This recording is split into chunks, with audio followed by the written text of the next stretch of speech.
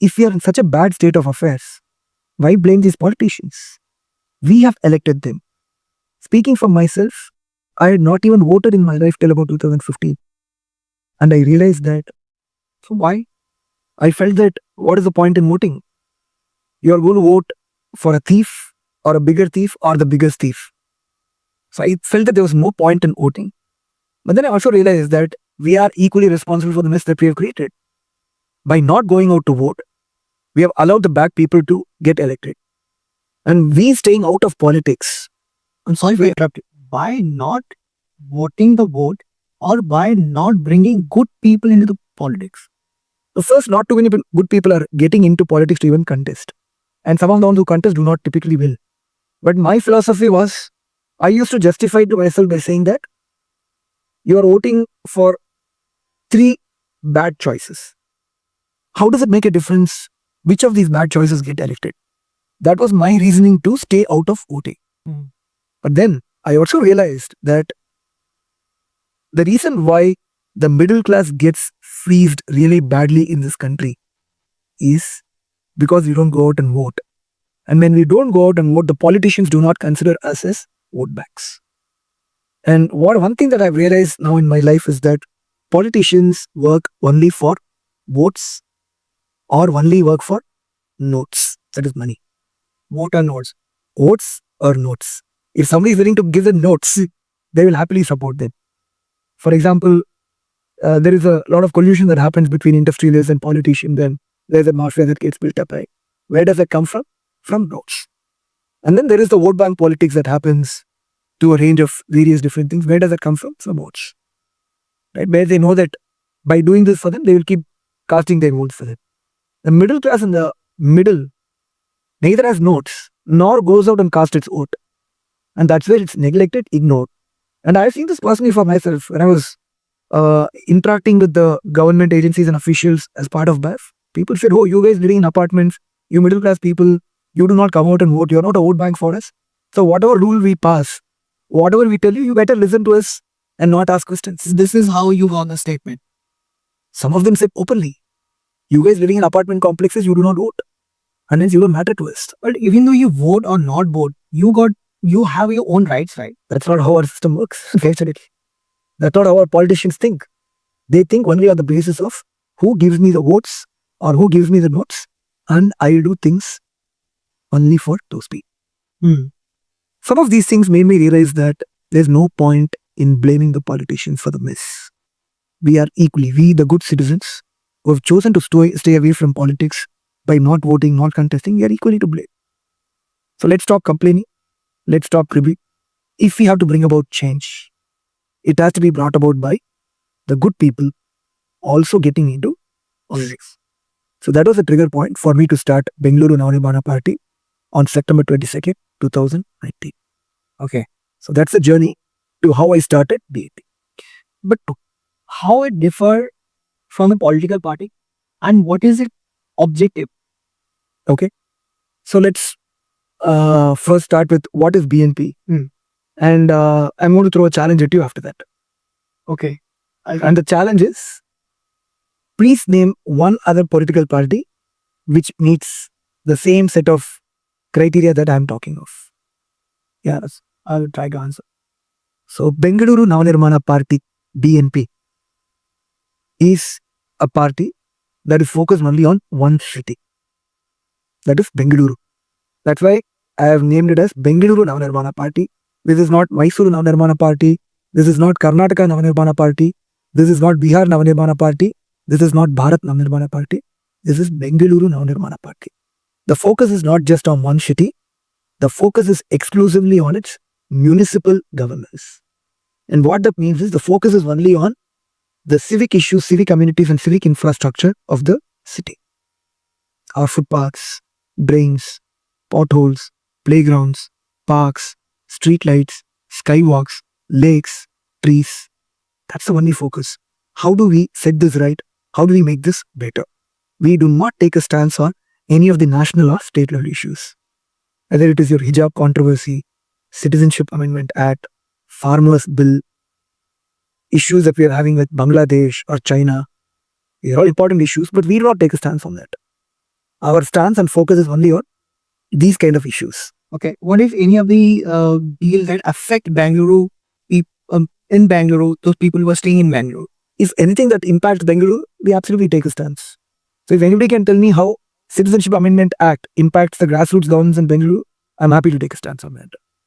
If somebody tells me how the hijab issue impacts the grassroots governance in Bengaluru, I'm happy to take a stance. Yeah? Okay. The third interesting thing is, while BNP is a political party registered with the Election Commission of India, we do not contest in the MLA or MP elections. We contest only in the municipal elections.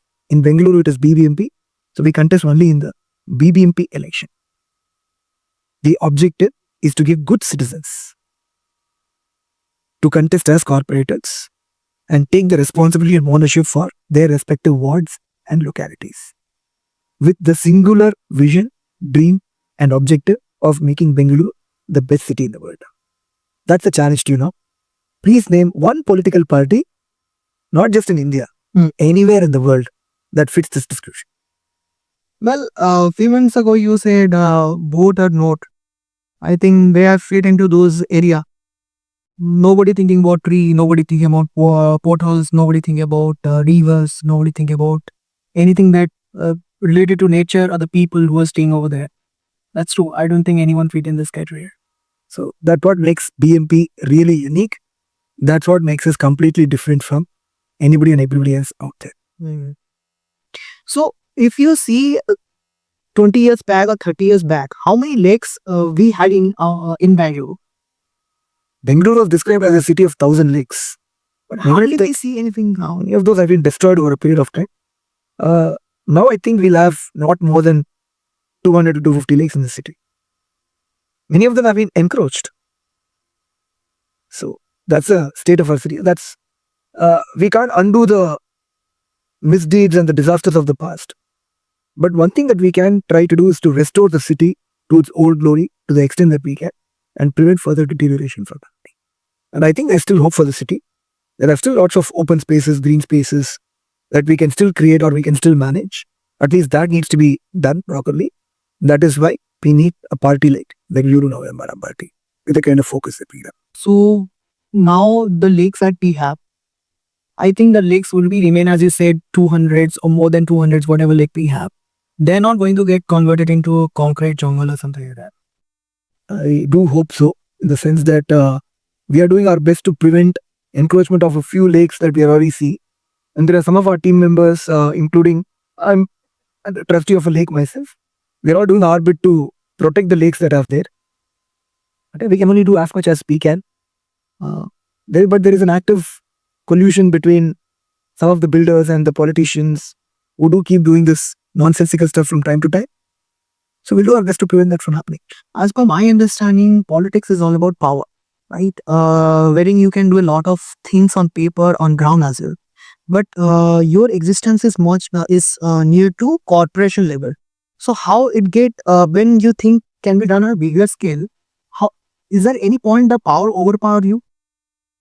There's a misconception that there is no power vested in the corporation. When I ask what is BBMP, people say it's a civic agency. People say it's a body that is supposed to maintain the civic communities in the city, etc. Which is true. I'm not saying that it's not true. But what people miss out on is it's a government. It's an elected government. It's an elected government which is elected by the same set of people who elect the central government and the state government. There are three types of government in this country: central government, state government, and the city government or the panchayats. In the case of villages, it's the panchayat. In the case of cities, it's the municipal council or corporation. And the powers and functions of each of these governments, they're all very clearly defined in the Indian Constitution. And they're all very distinct from one another. So there is a lot of money that is available with the corporation. There is a fair bit of power that's available with the corporation as well. Some of which has been taken away by the state government over a period of time, which we are fighting to restore as well, which we will do over a period of time. But even with that framework, there is still a fair bit of money and power to make a difference at the grassroots. That's my firm view. Just to give you a little bit of an idea? Or let me ask you a question. Do you know how much of money BBMP has to spend on the maintenance of civic amenities and civic infrastructure in Bengaluru every year? If you were to take a guess, what would your estimate be? I'm not sure, but considering the parameter, as in the size of the city and the amount of people that living in, it will be in some hundreds and hundreds of crores for sure. But I don't have a number in my mind right now. So that's really where many people do not have an idea. Every year, BBMP spends more than 10,000 crores for the upkeep of our city. And over the last 15 years, at least about 1 lakh crores of money has gone into the maintenance and upkeep, bulk of which has been siphoned off. And that's one of the biggest reasons why the city is in such a bad shape. Imagine if this money were to be put to good use, and that money has to be put to good use by the corporation and the corporators. They are the ones who are responsible. Many people don't even know this. The ward typically has a bigger budget than what an MLA has. Oh, MLA is more a legislator. Right? And that's the power that many people don't even understand. Is it going to be easy to execute all of this on the ground if you were able to get some corporators elected? I'm not sure if it's going to be easy. But then the money is there. To some extent, the power is also there. So things can be done.